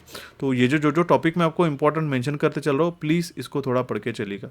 ठीक है, let's continue to the next question. The question is which of the following is true for the shaded pole induction motor. Shaded pole induction motor से कौन सा करेक्ट है इसमें से स्टेटमेंट हो जाएगा? वो होगा हमारा highly economical. Option A will be the correct answer in this case. Okay, इसके हम लोग ड्रॉबैक की बात करते हैं तो उसमें स्टार्टिंग टॉर्क काफ़ी कम रहता है और उसका जो पावर फैक्टर रहता है, ठीक है, वो भी हमारा काफ़ी कम रहता है, पुअर रहता है। ठीक है, एफिशिएंसी कम रहती है, हालांकि इकोनॉमिकल है और ये रिलायबल भी है, कंस्ट्रक्शन में भी सिंपल है, बट शेडेड पोल में जो एक सबसे बड़ा एडवांटेज उसका बन जाता है वो हमारा हाईली इकोनॉमिकल। ड्रॉबैक अगर हम लोग बात करें तो पावर फैक्टर उसका और स्टार्टिंग टॉर्क उसका कम रहता है। क्लियर है? ऑप्शन ए इसका करेक्ट आंसर आता है। Let's move on to the next question. The question is which logic instruction is use by the 8085 microprocessor to return to the calling program. तो वो होता है हमारा RET। ऑप्शन डी इसका correct answer आ जाएगा। रिटर्न इंस्ट्रक्शन हम लोग उसको कहते हैं, it is known as return instruction. Okay, option D इसका करेक्ट आंसर आएगा। यह हमारा सेकंड क्वेश्चन हो चुका है अभी तक का गाइस 8085 माइक्रो प्रोसेसर का, इसलिए उस दिन मैंने सिलेबस में भी आपको ये मेंशन कराया था। ठीक है, कि ये आपको प्रिपेयर करके जाना होगा। Okay, let's move on to the next question. How is the electric field represented in electrostatic. ठीक है, इलेक्ट्रिक फील्ड इलेक्ट्रोस्टैटिक में किस तरह से रिप्रेजेंट की जाती है? By electric field intensity. Option D इसका करेक्ट आंसर आता है। सिंपल सा क्वेश्चन था, समझिएगा। Electric field is represented in a electrostatic. How is electric field represented in a electrostatic? Electrostatic में इलेक्ट्रिक फील्ड को as a electric field intensity करके represent किया जाता है। ऑप्शन डी इसका करेक्ट आंसर है। थोड़ा सा अगर आपको साउंड माइंडेड से अगर आप इसको पढ़ते हो तो जरूर इसका करेक्ट आंसर आप मार्क कर सकते थे। Okay, so the next question is which of the following is not a true for the cylindrical rotor when compare to the salient pole rotor. ठीक है, नॉट ट्रू वाले क्वेश्चन आपको बहुत सारे देखने को मिल सकते हैं गाइस आगे आने वाले एग्जामिनेशन में भी। ठीक है, आपको कंपैरेटिव स्टडी अगर आप कर लेते हो तो ये चार्ट जो है मैंने इसके पहले भी आपको दे रखा था, काफी सिंपल सा क्वेश्चन है। सिलेंड्रिकल रोटर जो है जनरली हाई स्पीड मशीन के लिए यूज किया जाता है, सैलिएंट पोल जो है लो स्पीड लार्ज डायमीटर मशीन में इसका इस्तेमाल किया जाता है। ठीक है, इसका डिफरेंशिएशन टेबल मैंने इसके प्रीवियस वाले जो मशीन के सेशन हमने लिए थे उसके अंदर कवर करा दिया। आगे आने वाले सेशन जो रहेंगे, जो रेगुलर सेशन रहेंगे उसके अंदर मैं आपको कवर करा दूंगा। तो ध्यान दीजिएगा, सिलेंड्रिकल रोटर में यहाँ पे बताया गया the air gap is non uniform. हालांकि ये गलत है, एयर गैप जो है काफी यूनिफॉर्म रहती है, इसलिए इसका करेक्ट आंसर रहता है हमारा ऑप्शन डी। ठीक है, तो ये नॉट ट्रू की बात की जा रही है but air gap is non uniform कह रहा है उसके ऊपर भी, तो ये स्टेटमेंट हमारा गलत हो जाता है। ये देखने को और पढ़ने को काफी सिंपल लगता है लेकिन एग्जामिनेशन के पीयर प्रेशर में बहुत छोटे छोटे मिस्टेक्स होती है हमारी, तो इन सारे क्वेश्चंस को बच के रहिएगा। और यहाँ पे आपको अच्छा sense of humour, basically not अच्छा सेंस ऑफ कॉन्सेप्ट अगर आपके लगाते हैं तो ही जाके आप इस क्वेश्चंस को आप एग्जामिनेशन में अच्छी तरीके से अटेम्प्ट कर सकते हो। बहुत बार मैंने आपको कह चुका होगा इस कॉन्सेप्ट इज द की, चाहे आप 10,000 क्वेश्चन क्यों ना कर लो, अगर आपके कॉन्सेप्ट स्ट्रांग होते हैं तो अभी जाके आप एग्जामिनेशन को स्ट्रेटेजिकली क्लियर कर सकते हो। ठीक है, ऑप्शन डी यहाँ पे हमारा करेक्ट आंसर आता है। Let's move on to the next question.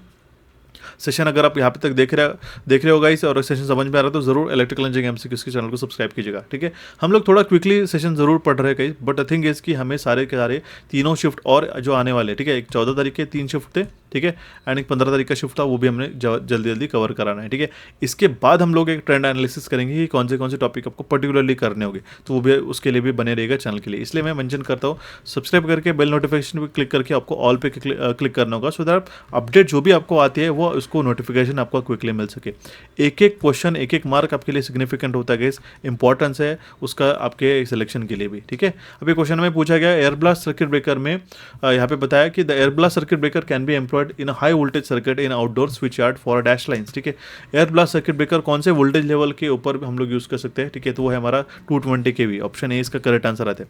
Oil circuit breaker जो है हमारा अप टू 33 kV तक हम लोग उसको यूज करते हैं जनरली। ठीक है, वैक्यूम सर्किट के ब्रेकर की बात करते हैं 66 kV तक हम लोग उसका इस्तेमाल कर सकते हैं। ठीक है, एयर ब्लास्ट की बात करते हैं तो 220 kV हो गया। ऐसे ही आपको बाकी भी जैसे कि SF6 वगैरह हो गया, वो 132 kV तक वो हम लोग उसको यूज कर दे, तो ये रेटिंग्स आपको पता होना जरूरी है। फिलहाल इस क्वेश्चन का करेक्ट आंसर है हमारा option A. So the next question is, two capacitors having a capacitance of 6 microfarad and 10 microfarad respectively are connected in a series across a 320 volt supply। अब देखिए 230 और 320 में बहुत बार ऐसे डिजिट्स को घुमा फिराया जाता है कि जहाँ पे जानबूझ के इतने जल्दबाजी हम लोग 230 वोल्ट ही ले लेते हैं, तो ये बिल्कुल भी गलतियाँ नहीं करनी है। जो वैल्यूज गिवन है वही आपको कंसिडर करनी रहेगी एट एनी कंडीशन। ओके, तो यहाँ पे चार्ज कितना रहेगा हर एक 10 माइक्रोफैराड कैपेसिटर पे, मतलब बेसिकली जो ईच 10 माइक्रोफैराड कैपेसिटर पे कितना चार्ज रहेगा ये हमें पूछा गया। एक बात मैं बताना चाहता हूँ, जब भी हमारे कैपेसिटेंस जो है सीरीज में जोड़े जाते हैं तब उसका इक्विवेलेंट हम लोग निकालते हैं, और जब वो कैपेसिटर्स हमारे पैरेलल में जोड़े जाते हैं तब उसको हम लोग डायरेक्टली एडिशन करते हैं।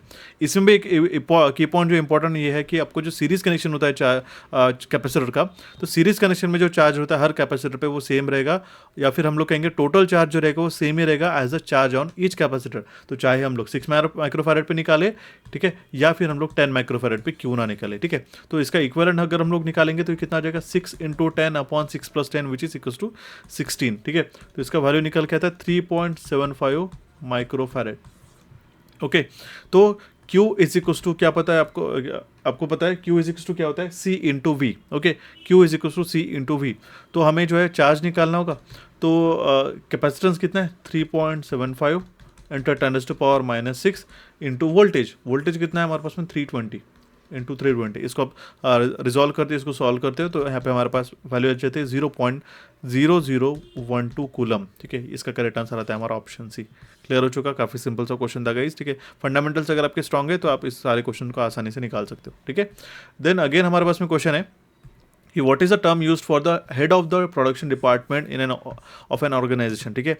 जो head of the department, basically production department के जो हेड रहते हैं उनको क्या कहते हैं, कौन सी टर्म इसके लिए यूज़ की जाती है, तो वो है हमारा वर्क्स मैनेजर। ऑप्शन सी इसका करेक्ट आंसर आता है। काफ़ी इंपॉर्टेंट है गाइस, थोड़ा सा एस्टिमेशन एंड कॉस्टिंग के ऊपर भी क्वेश्चन आपको बन सकते हैं, ठीक है। एंड एसएससी से जो क्वेश्चन आपको 2023 के बाद पूछे गए थे गाइस, एस्टिमेशन एंड कॉस्टिंग हो गया, ठीक है। कुछ यूनिक टॉपिक्स जो यहाँ से बनता है वो भी आपको प्रिपेयर करके जाना है, क्या अश्योर यू वहाँ से भी आपको क्वेश्चन यहाँ पे देखने को मिलेंगे, ठीक है। ऑप्शन सी इसका करेक्ट आंसर आता है। एंड अगर आप चाहते हो कोई पर्टिकुलर टॉपिक का आपको एमसीक्यू सेट चाहिए तो वो भी मुझे बताइएगा, मैं आपको वो भी प्रोवाइड करा दूंगा, ठीक है। Let's move on to the next question. The question is consider a measurement of a known voltage 250 volt, 5 readings are taken which is as 255। देखिए एक मेजरमेंट जो है 250 वोल्ट का हमें करना था, ठीक है। 5 रीडिंग ली गई, 255 वोल्ट, 260, 252, 253 और 254 वोल्ट, ठीक है। Find the accuracy of the instrument. अब यहाँ पे हमें एक्यूरेसी पता करनी होगी, ठीक है। 5 रीडिंग में अलग अलग रीडिंग थी और नॉन वैल्यूज जो थी वो 250 वोल्ट थी, ठीक है। तो एक्यूरेसी यहाँ पे कितना हो जाएगा 260, हाईएस्ट वोल्टेज का डेविएशन कितना है हमारा 260 माइनस 250 हुआ है हमारा 10 वोल्टेज, ठीक है। तो जो एक्यूरेसी रहेगी, ठीक है, यहाँ पे हम लोग मैक्सिमम जो डिबेट हुआ है हमारा उसके ऊपर हम लोग कैलकुलेट करेंगे। 260 मैक्सिमम आया 250 से, ठीक है। तो 10 वोल्ट का बेसिक डिफरेंस आया किस पे, 250 वोल्ट पे, इंटू हम लोग 100 करेंगे तो उसका परसेंटेज में वैल्यू आ जाएगा 4%, ठीक है। 4% हमारा एक्यूरेट है। ऑप्शन ए इसका करेक्ट आंसर आ जाता है। Let's move on to the next question. The turn off process of SCR is known as, simple सा क्वेश्चन है, इसको हम लोग कहते हैं कम्यूटेशन, ठीक है। और नेचुरल कम्यूटेशन, फोर्स कम्यूटेशन, ऐसे 2 तरीके का कम्यूटेशन रहते हैं। फोर्स कम्यूटेशन में हमारे क्लास रहते ए बी सी डी और ई, ठीक है। उसके लिए भी अलग अलग नाम दिए जाते हैं गाइस, ठीक है, कॉम्प्लीमेंट्री कम्यूटेशन वगैरह, ठीक है। तो वो भी आपको एग्जामिनेशन में क्वेश्चन बन सकते हैं। कम्यूटेशन मतलब होता है एससीआर को टर्न ऑफ करना है। एक तो क्या होता है नेचुरल करंट 0 पोजीशन पे वो हमारा टर्न ऑफ कर सकते हैं हम लोग, या फिर उसकी कम्यूटेशन मेथड रहती है फोर्स कम्यूटेशन भी, ठीक है। ऑप्शन बी इसका करेक्ट आंसर आता है। सिंपल प्रोसेस का ही नाम पूछ लिया था। नेक्स्ट क्वेश्चन है हमारे पास में, what is the 2 type of turbines mainly used as a water turbine in a hydroelectric power plant. Hydroelectric power plant में 2 तरीके के टर्बाइंस यूज की जाती है, जो है हमारे पास impulse turbine and reaction turbine. तो यहाँ पे इम्पल्स भी होती है और रिएक्शन टर्बाइन भी होती है। उसकी ये टाइप हो गई टर्बाइन की। इसमें अब देखिए इम्पल्स की अगर हम लोग बात करें तो इसमें जो पेल्टॉन व्हील हो गया, ठीक है, पेल्टॉन व्हील का इस्तेमाल किया जाता है, ठीक है। अगर हम लोग रिएक्शन की बात करें तो रिएक्शन में फ्रांसिस आता है, कपलान टर्बाइन आता है। तो ये 2 मुख्य तरीके की टर्बाइंस का इस्तेमाल किया जाता है हाइड्रोइलेक्ट्रिक पावर प्लांट्स के अंदर। क्वेश्चन का बेस सेम है गाइज, हम लोग पेल्टॉन व्हील, फ्रांसिस, कपलान कौन से हेड के लिए, कौन से डिस्चार्ज के लिए यूज़ करते हैं ये हम लोग पढ़ के जाते, लेकिन उन्होंने उल्टा पूछ लिया क्वेश्चन को। इसीलिए मैं आपको बार बार कहते रहता हूँ कि that concept is the key to clear this examination. Option C इसका करेक्ट आंसर आता है। कोई भी मन में डाउट होगा, क्वेरी होगी, इस नंबर पर व्हाट्सएप जरूर कर सकते हो, ठीक है। जो आपको मैंने कोर्स रिकमेंड किया है उसको अभी से पढ़ना शुरू कर दो 1 by 1, technical and non technical को। कंप्यूटर की तो बात छोड़ दोगे, इस कंप्यूटर में आपको पूरे में से पूरे नंबर कैसे लाने हैं उसका भी मैं आपको गाइडेंस करा दूंगा। कितने बच्चों को चाहिए कि उनको 10 on 10 कंप्यूटर में चाहिए मिल सके, उसके लिए मुझे बताओ। मैं आपको ऐसे सेशन रिकमेंड करूंगा जो हमारे कैपिट्यूड्स के यूट्यूब चैनल पे अवेलेबल है। वो अगर आप देख लोगे तो काफ़ी अच्छा स्कोर बना पाओगे। एटलीस्ट 8+ करेक्ट मार्क तो आप ले ही आओगे कंप्यूटर अवेयरनेस में, ठीक है। अब देखिए क्वेश्चन में हमारे पास में पूछा गया, what should be the insulation resistance of low voltage side of the 1600 kVA to 20 kVA by 400 volt 3-phase transformer at 30 degree centigrade, ठीक है। इंसुलेशन रेजिस्टेंस कितना है ये हमें सीधा सीधा क्वेश्चन में पूछा गया गाइस, ओके। इंसुलेशन रेजिस्टेंस हम लोग निकालेंगे, ठीक है। ये मेगा ओम में हम लोग कहते हैं, इसके लिए मेगर का इस्तेमाल किया जाता है। तो वो रहेगा C/V/√S, ठीक है। तो C मतलब क्या हो गया, ठीक है। इसका वैल्यू कितना हो गया, हो जाएगा, ये ऑयल फील्ड ट्रांसफार्मर की हम लोग बात करते थे 1.5 है, ठीक है। तो यहाँ पे हमारा C का वैल्यू रहेगा 1.5 इंटू V विच इज़ 400 और √S मतलब KVA की बात हम लोग कर रहे थे, वो हो जाएगा हमारे पास 1600। इसको हम लोग फर्दर सॉल्व करते तो हमारा 15 मेगा ओम इसका करेक्ट आंसर आ जाता है, ठीक है।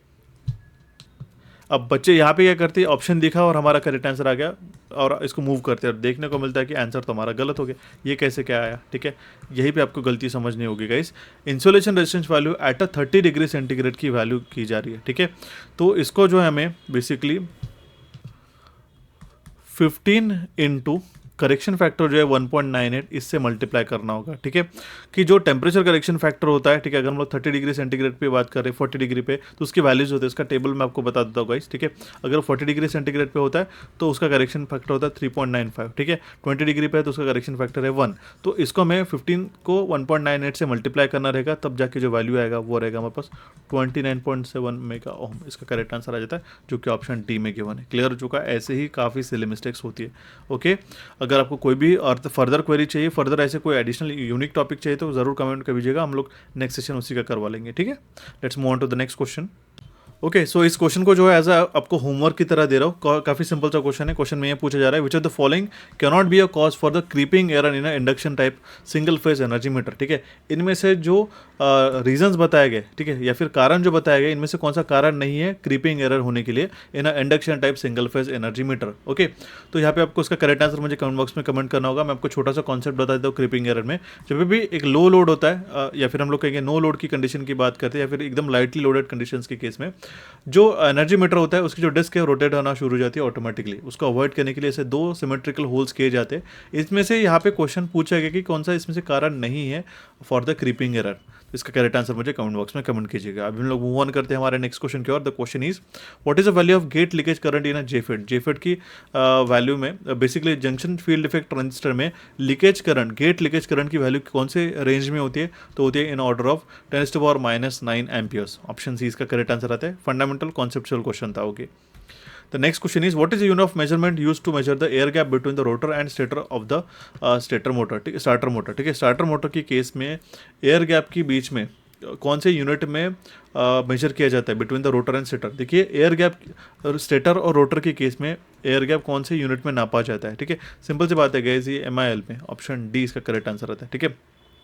It is a measurement of length, ठीक है। मिल जो है हमारा मेजरमेंट होता है equal to 1000 of an inch, या फिर हम लोग कहेंगे 0.001 इंचेस में, ठीक है, इस केस में, ठीक है। आपने देखा होगा गेज मीटर, एक फिलर गेज भी आता है, तो वो एयर गैप को मेजर करने के लिए यूज़ किया जाता है, ठीक है। ऑप्शन डी इसका करेक्ट आंसर आता है। सिंपल सा क्वेश्चन था।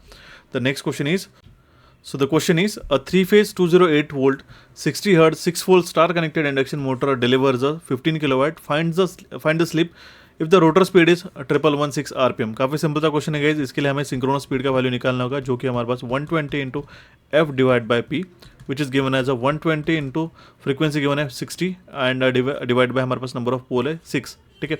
इसका वैल्यू कितना आ जाएगा 10 into 120 which is equals to 1200 RPM। ये सिंक्रोनस स्पीड का वैल्यू आ गया।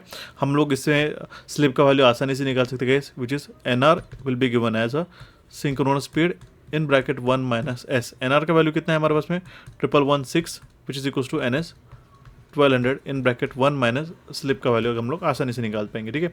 इसको हम लोग डिवाइड करते हैं, उसका वैल्यू आता है 0.93 which is equal to 1 minus S, ठीक है। यहाँ पे माइनस से अगर हम लोग यहाँ पे लेके जाते तो 1 माइनस 0.93 का वैल्यू कितना आ जाएगा 0.07, जो कि हमारे ऑप्शन बी में गिवन है। ऑप्शन बी इसका करेक्ट आंसर आता है। सिंपल सा क्वेश्चन था। फंडामेंटल कॉन्सेप्ट और बेसिक न्यूमेरिकल आपको सॉल्व करने रहते हैं, ठीक है। So the next question is identify the DC link configuration for HVDC transmission given in the figure। यहाँ पे जो फिगर में HVDC ट्रांसमिशन बताया गया है, ठीक है, इसकी जो फिगर दी गई है इससे आपको HVDC कौन सा type of DC link configuration इसमें यूज़ किया गया है ये आपको पूछा गया। सिंपल सा क्वेश्चन है गाइस, इसको देखते आप आंसर कर पाओगे, क्योंकि यहाँ पे DC transmission positive polarity and DC transmission negative polarity बताई गई है। तो जहाँ पे भी हमारे पास दो इंडिपेंडेंट सर्किट है, ठीक है, और यहाँ पे जो है अगर हम लोग बात करते एक बाइपोलर लिंक में दो कंडक्टर्स है, एक जो है हमारा पॉजिटिव है और एक हमारा नेगेटिव है, उसको हम लोग डायरेक्टली आइडेंटिफाई कर पाएंगे कि ये बाइपोलर लिंक होती है करके। ऑप्शन ए इसका करेक्ट आंसर आता है। ये टॉपिक मैंने बहुत स्पेसिफिकली आपको जो स्ट्रेटेजी वाला सेशन था उसमें मैंने बताया था कि HVDC को अच्छी तरीके से प्रिपेयर करना रहेगा करके, ठीक है। नेक्स्ट क्वेश्चन है हमारे पास में, how is the amplification factor mu for the JFET is express, ठीक है। एम्पलीफिकेशन फैक्टर म्यू का किस तरीके से एक्सप्रेस किया जाता है, सिंपल है, mu is equals to GM into RD। छोटा सा होमवर्क दे रहा हूँ गाइस, मुझे GM क्या होता है और RD क्या होता है ये बताइएगा। ये 2022-23 के साल में जो क्वेश्चंस पूछे जाते हैं काफ़ी सिंपल से और इस तरीके से क्वेश्चंस पूछे गए थे, ठीक है। ऑप्शन ए इसका करेक्ट आंसर आ जाता है। The next question is it is required to provide, अब देखिए क्वेश्चन काफ़ी इंपॉर्टेंट है, एलिमिनेशन टॉपिक से क्वेश्चन पूछा गया guys, okay. It is required to provide an elimination of 100 lux in a factory hall of a 30 metre length and 50 metre breadth, ठीक है। एक हॉल है एक फैक्ट्री में, ठीक है, जिसकी ब्रेथ है हमारा 15 मीटर्स की और लेंथ है हमारा 30 मीटर्स का, ओके। तो यहाँ पे डिप्रिसिएशन फैक्टर है 0.8, कोएफिशिएंट ऑफ यूटिलाइजेशन है 0.4 और इफिशिएंसी जो है वो 14 ल्यूमेन पर वाट है। तो हमें सजेस्ट करना होगा number of lamp required when the rating of lamp is 250 वाट। हर एक लैम्प का जो वाटेज है 250 वाट का है होने के बाद हमें कितना बेसिकली लैम्प की रिक्वायरमेंट रहेगी, नंबर ऑफ लैम्प की रिक्वायरमेंट रहेगी, ये हमें पता करना होगा। सिंपल है। तो जो है नंबर ऑफ लैम्प को हम लोग निकालना होगा, ठीक है। या फिर अगर हमें पूछा गया कि कितने नंबर ऑफ लैम्प फिक्सर्स हमें अगर लगेंगे, तो उसके लिए एक बेसिक एक ग्रॉस फॉर्मूला आपको बता देता हूँ। ये रहेगा हमारे पास में N will be equals to E into A divided by ये और एक हमारे पास में मेंटेनेंस फैक्टर, ठीक है। मल्टीप्लाई हम लोग उसको करेंगे जो हमारा यूटिलाइजेशन फैक्टर है यू एफ, मल्टीप्लाई हम लोग उससे करेंगे एल विच इज़ लैम्प की इफिशियंसी। हम लोग यहाँ पे ईटा का भी वैल्यू ये नंबर लिख सकते हैं, ठीक है। तो सबसे पहले तो अगर हमें फ्लक्स की वैल्यू अगर हमें निकालनी होगी, जो ग्रॉस ल्यूमेन रिक्वायर्ड रहेगा, ठीक है, फाई उसका वैल्यू क्या रहेगा A into E divide by U F into rho, okay. तो इससे भी हम लोग टोटल नंबर ऑफ लैम्प्स को भी हम लोग बेसिकली निकाल सकते हैं, ठीक है।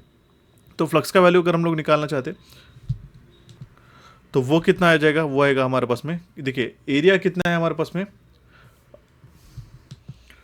लेंथ इंटू ब्रेड, ठीक है। तो 30 इंटू अगर हम लोग 15 करेंगे तो कितना हो जाएगा, यह आ जाएगा 450, क्लियर है। तो यहाँ पे हमारा आ जाएगा 450 मल्टीप्लाइड बाय 100, ठीक है। 100 क्या है, 100 लक्स, ओके, डिवाइड बाय हम लोग हमारा यूटिलाइजेशन फैक्टर कितना है, यहाँ पे बताया गया 0.4 है, मल्टीप्लाइड बाय हम लोग यहाँ पे इसको मल्टीप्लाई करेंगे 0.8 से, जो कि हमारा डेप्रिसिएशन फैक्टर है, ठीक है। तो डेप्रिसिएशन फैक्टर कितना है हमारा 0.8, ठीक है। तो इससे हमारे पास जो फ्लक्सेस है वो आ जाएगा हमारे पास 1,40,000, ठीक है, 625 लुमेन्स, ओके। ये तो हमारा एक वैल्यू आ चुका है, ओके। तो हम लोग जो टोटल नंबर ऑफ लैम्प्स कितने रिक्वायर्ड रहेंगे ये आराम से निकाल सकते हैं, ठीक है। इसके लिए मैं फंडामेंटली बता देता हूँ, number of lamps will be equals to fluxes divided by जो हर लैम्प का वॉटेज है, ठीक है, वॉट इनटू हम लोग लैम्प की इफिशियंसी कितनी है उसको हमें मल्टीप्लाई करना पड़ेगा, इफिशियंसी, ठीक है। तो टोटल फ्लक्स कितना है 1,40,625 डिवाइड बाय हम लोग वैट कितना है हर एक बल्ब का, ठीक है, 250 वैट है, 250 इंटू हम लोग इसको मल्टीप्लाई करेंगे बाय 14 से, ठीक है। तो इसका वैल्यू जो आता है अप्रॉक्सीमेटली 40.18, तो विच इज़ इक्वल्स टू 40, ठीक है। तो 40 हमें बल्ब की रिक्वायरमेंट रहेगी, तो इसका करेक्ट आंसर आ जाएगा ऑप्शन बी, ठीक है। तो इतने एरिया में नंबर ऑफ लैम्प की अगर हम लोग रिक्वायरमेंट की देखते तो 40 बल्ब्स के हमें रिक्वायर्ड रहेंगे। क्लियर हो चुका, थोड़ा सा जो है कैलकुलेटिव क्वेश्चन था। So option B will be the correct answer in this case. So move on करते हुए हमारा नेक्स्ट क्वेश्चन की ओर। The question is according to which theory any given activity delineated in a network is unlikely to be completed on time. उसको हम लोग कहते हैं PERT गाइस, ठीक है। काफ़ी इंपॉर्टेंट है क्वेश्चन। PERT का फुल फॉर्म भी आपको ध्यान में रखना होगा, program evolution and review technique इसको हम लोग कहते हैं। ऑप्शन डी इसका करेक्ट आंसर आता है। सेम टाइप ऑफ क्वेश्चन जो है SSC JEE में पूछे गए थे, इसलिए मैंने आपको SSC JEE के PYQ को रेफर करने के लिए कहा है, ओके। उसकी PDF जो SSC JEE के वो भी हमारे PYQ के फोल्डर में ऑलरेडी अपलोडेड है गाइस, उसको जाकर आप रिव्यू कर सकते हैं। MS के अगर आपको PYQ के सोल्यूशन चाहिए होगा SSC JEE के, तो वो भी हमने अपलोड करके रखे, उसको भी जाकर आप यूट्यूब पे वॉच कर सकते हो, ठीक है। Let's move on to the next question. Question हमारे पास क्या पूछा गया था, which of the following is not a true for slip ring induction motor when compare to the squirrel cage induction motor, ठीक है। तो स्लिप रिंग और स्क्वायरल केज इंडक्शन मोटर में बेसिक डिफरेंस अगर आपको पता होगा, आंसर आप क्लियरली मार्क कर सकते हो, जिसका करेक्ट आंसर है हमारा option B. Speed control by the rotor resistance method is not possible, ठीक है। ये स्टेटमेंट करेक्ट नहीं है for what, slip ring induction motor, ठीक है। स्लिप रिंग कंट्रोल जो है रोटर रेजिस्टेंस को ऐड करके जो है वो पॉसिबल होती है, लेकिन नॉट बताया गया। किसके कंपैरिजन में बात की जा रही है, समझ ये बेसिकली समझने की कोशिश करो, क्योंकि विच of the following is not true for the slip ring induction motor की बात की जा रही है। स्लिप रिंग इंडक्शन मोटर में ही सबसे मेनली जो हमारा इंपॉर्टेंट ये होता है, शाफ्ट होता है। यहाँ पे स्लिप रिंग की कंडीशन में हमारा एक्सटर्नल रोटर रेजिस्टेंस हम लोग इसमें ऐड कर सकते हैं, ठीक है। और यहाँ पे नॉट पॉसिबल बताया गया, जो कि गलत हो जाएगा। सिंपल सा क्वेश्चन है, okay. Option B will be the correct answer in this case. Clear हो चुका है क्वेश्चन। मूव ऑन करते हुए हमारे नेक्स्ट क्वेश्चन की ओर। The question is at what interval is the ground connection of the medium installation of transformer, medium installation transformer checked and the earth resistance is recorded. Okay, ये question आता है testing and maintenance में, particularly maintenance का एक question होता है। ठीक है, मैंने आपको उसके पहले वाला भी क्वेश्चन बताया था कि टेस्टिंग एंड मेंटेनेंस से क्वेश्चन पूछा गया था, अभी भी यहाँ पे क्वेश्चन पूछा गया। इसका करेक्ट आंसर आता है हमारा 6 months. Option B will be the correct answer in this case. ठीक है, वी विल ट्राई कि हम लोग जो टेस्टिंग एंड मेंटेनेंस वाला जो सेशन होता है वो हम लोग कोर्स में भी ऐड ऑन कर देंगे जल्दी से जल्दी। इसी के साथ आपको आई रूल 1956 के जो इंपॉर्टेंट रूल्स है वो भी आपको पढ़ने रहेंगे। ऑप्शन बी इसका करेक्ट आंसर आ जाएगा। 6 महीने में वो चेक करना चाहिए। Okay, the next question is how is the community benefited from all the business operating in their area. ठीक है, एक पर्टिकुलर कम्युनिटी एक एरिया में अगर रहती है, ठीक है, कम्युनिटी हम लोग कहेंगे कि लोग एक पर्टिकुलर एरिया में रहते हैं, ठीक है, तो किस तरीके से वो बिजनेस के कारण उनको बेनिफिट मिलता है। ठीक है, तो देखिए उसके कारण इसका मेजर रीजन है कि उनको इकोनॉमिक और सोशल स्टेबिलिटी वहाँ पे देखने को मिलती है। ठीक है, क्लियर हो चुका। ऑप्शन सी इसका यहाँ पे करेक्ट आंसर आता है। सिंपल सा क्वेश्चन था। The next question is at what interval should the dew point of SF6 be checked for the SF6 circuit breaker? Again maintenance का क्वेश्चन है, 3 साल में इसको चेक करना चाहिए। ऑप्शन सी इसका करेक्ट आंसर आता है। जो ड्यू पॉइंट होता है सल्फर हेक्साफ्लोराइड सर्किट ब्रेकर का, वो चेक होना चाहिए हमारे 3 साल में एक बार तो भी। ऑप्शन सी इसका यहाँ पे करेक्ट आंसर आता है। अगेन इंपॉर्टेंट क्वेश्चन आ जाएगा। ट्रांसफार्मर तो हमने देखा और यहाँ पे सर्किट ब्रेकर का भी मेंटेनेंस के बारे में क्वेश्चन पूछा गया था। ये ऐसे क्वेश्चन होते हैं अगर इसको इग्नोर करते तो एक एक क्वेश्चन आप गंवा देते हो, ध्यान में रखिएगा। The next question is which of the again C programming language से क्वेश्चन पूछा गया था। Which of the following is used as a string type formatted input function in a C programming. ठीक है, तो उसमें हम लोग स्कैनफ का इस्तेमाल करते हैं। ऑप्शन सी इसका करेक्ट आंसर आता है। अभी आपको यहाँ पे कोई भी चीज़ें समझ में नहीं आएगी, सी प्रोग्रामिंग के बेसिक फंडामेंटल को समझोगे तभी जाके इस क्वेश्चन को आप आंसर कर पाओगे। लेकिन मैंने अभी तक कह चुका होगा इस 2 से 3 क्वेश्चन आपको प्रीवियसली पूछे गए थे। इसके बाद वाला जो शिफ्ट रहेगा हमारा थर्ड शिफ्ट, ठीक है, उसमें भी हम लोग एनालाइज करके बताएंगे कि कौन से टॉपिक से आपको डोमिनेंटली क्वेश्चंस पूछे गए थे। फॉर्मेटेड इनपुट आउटपुट फंक्शन की अगर हम लोग बात करते हैं तो प्रिंटफ, स्कैनफ हो गया, ठीक है, और एस स्कैनफ हो गया। ठीक है, ये सारे जो है एग्जांपल्स होते हैं उसके। ठीक है, तो इसलिए string type formatted input function जो होता है सी प्रोग्रामिंग में, इनपुट फंक्शन ये स्कैनफ होता है। ऑप्शन सी इसका करेक्ट आंसर है। यूजर इसको इनपुट देता है इस फंक्शन के थ्रू। ठीक है, the next question is a copper coil has a resistance of 20 ohms at a 0 degree centigrade. Find the resistance of the coil at 25 degree centigrade. अगर हमारा टेम्परेचर कोएफिशिएंट जो है कॉपर का वो है 0.0042 एट 0 डिग्री सेंटीग्रेड पे। Simple सा question है गाइस, इसको एक फॉर्मूला से आप आंसर निकाल सकते हो। मैं बता देता हूँ। इसमें सबसे पहले तो एक फॉर्मूला पता होना चाहिए जो कि हमारे पास में RT will be equals to R0 resistance at 0 degree centigrade 1 plus del alpha del T. ठीक है, अब देखिए ये डेल जब भी आपको आता है इसको हम लोग कहते हैं डेल्टा। ठीक है, delta means change in a values. Okay, ये बात समझिएगा, बेसिक फंडामेंटल है मैथमेटिक्स का। आरटी क्या होता है? Resistance of the conductor at temperature changes. जब ये टेम्परेचर चेंज होता है तब का रेजिस्टेंस। ठीक है, R0 जो इनिशियल टेम्परेचर हो गया, इनिशियल रेजिस्टेंस हो गया।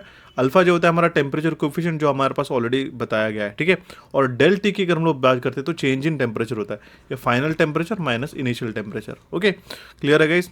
तो जो फाइनल टेम्परेचर और माइनस इनिशियल टेम्परेचर का जो डिफरेंस था, ठीक है, वो कितना बेसिकली डिफरेंस था 0 डिग्री, और यहाँ पे फाइनल टेम्परेचर था 25 डिग्री सेंटीग्रेड, तो हम लोग उसमें वैल्यू 25 लिखेंगे।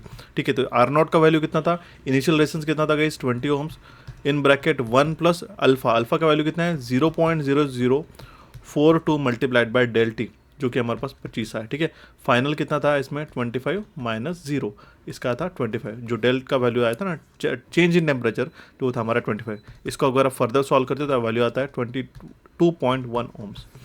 ओके, ऑप्शन ए इसका करेक्ट आंसर आता है। सिंपल सा क्वेश्चन था, इस फॉर्मूले के ऊपर डिपेंडेंट था। Okay, let's move on to the next question.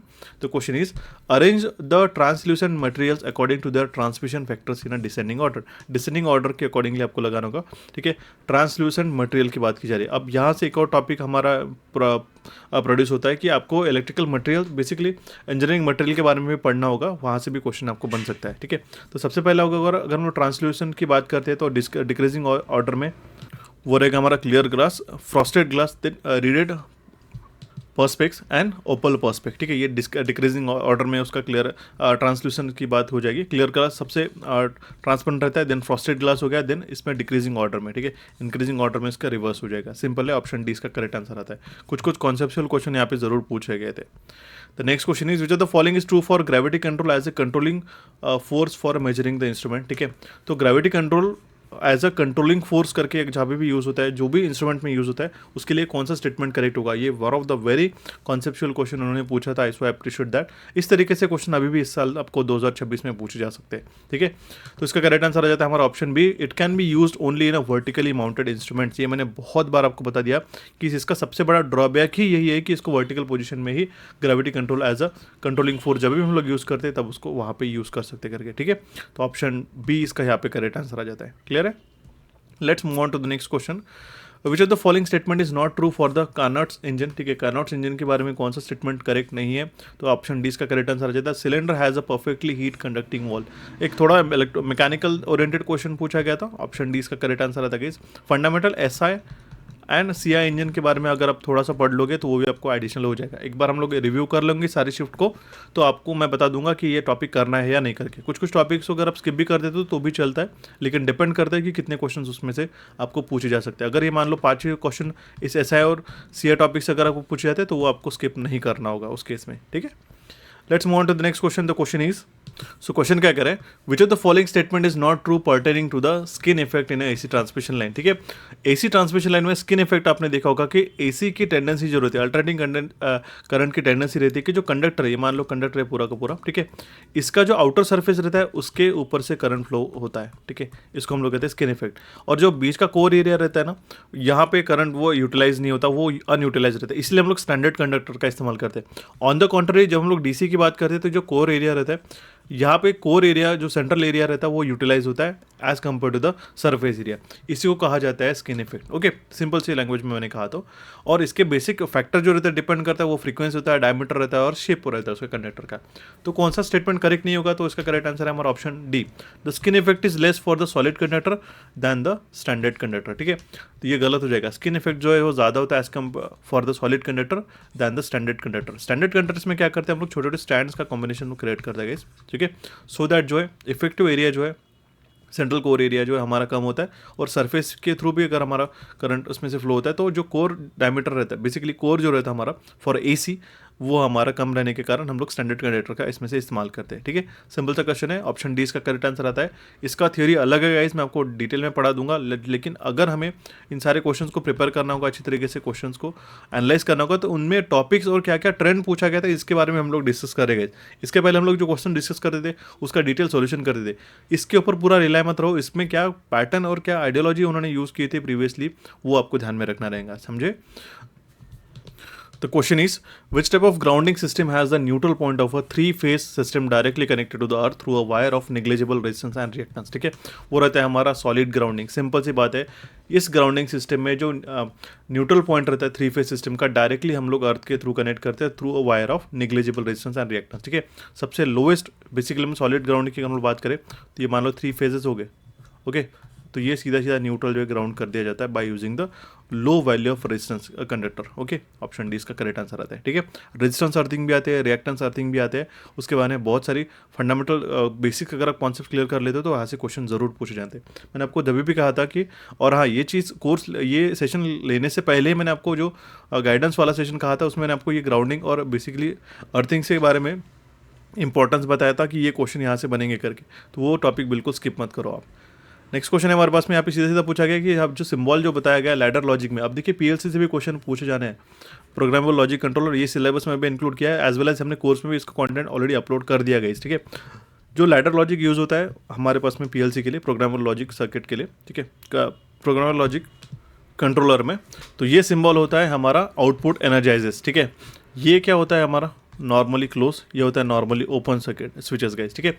और ये एज अ आउटपुट में क्या होता है, ये हम लोग रिले को भी कनेक्ट कर सकते हैं पर्टिकुलरली, ठीक है। ये सेंस या फिर ये हमें एज अ आउटपुट सिग्निफाई करता है, ठीक है, कि यहाँ पे जो हम लोग बल्ब या फिर हम लोग कहेंगे कि जो भी हम लोग यूटिलिटी कनेक्ट कर रहे हैं, ठीक है, वो यहाँ पे ऑपरेट हो रही है या नहीं करके, ठीक है। इसको हम लोग कहते हैं आउटपुट एनर्जाइज, ठीक है।